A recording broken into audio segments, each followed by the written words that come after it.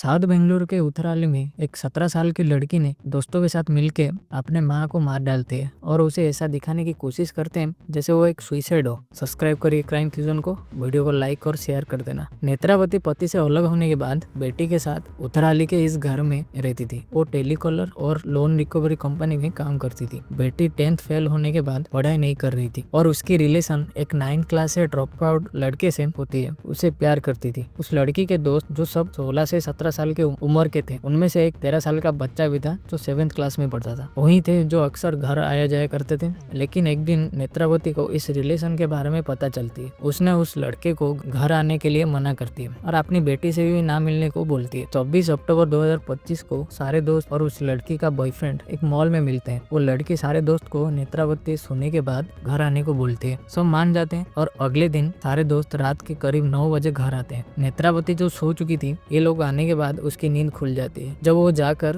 उस लड़के को देखती है तो वो गुस्सा होकर उसका फोन छीन लेती है और पुलिस को बुलाने की धमकी देती है। इस बात से गुस्सा होकर सारे दोस्त मिलकर नेत्रावती को टॉवल से स्ट्रेंगुलेट करके मार देते हैं। मारने के बाद आपस में बात कर इससे सुसाइड दिखाने की फैसला करते हैं। बॉडी को अलग रूम में लेकर तारी से बांधकर फैन में लटका देते हैं। डर में आकर लड़की घर लॉक करके बॉयफ्रेंड के साथ भाग जाती है। नेत्रावती का बॉयफ्रेंड जो पिछले 5 साल से साथ थे, वो अक्सर उनके घर आया जाया करता था। संडे को जब वो घर गया तब ताला लगा हुआ देख वो घर लौट गया क्योंकि नेत्रावती की फोन भी नहीं लग रहा था। लेकिन अगले दिन जब नेत्रावती की बड़ी बहन अनीता कॉल करती है तो उसने बताया कि वो घर गया था लेकिन ताला लगा हुआ था। तब दोनों उस घर में जाके देखते हैं। जब खिड़की खोलो देखने लगते हैं तब उन्हें नेत्रावती फैन से लटकी हुई दिखती है। शुरू में सभी को लगा ये सुसाइड है क्योंकि लड़की की रिलेशन वाली बात सबको पता था। लड़की भाग गई है इसीलिए शायद नेत्रावती ने ये कदम उठाया होगा। फिर अनीता ने 29 अक्टूबर को पुलिस स्टेशन जाकर किडनैपिंग की कंप्लेंट करती है। लेकिन उसके अगले दिन ही वो लड़की अपनी नानी के घर आ जाती है। सभी लोग उसे पूछने लगते हैं तब वो सबको बताने लगती है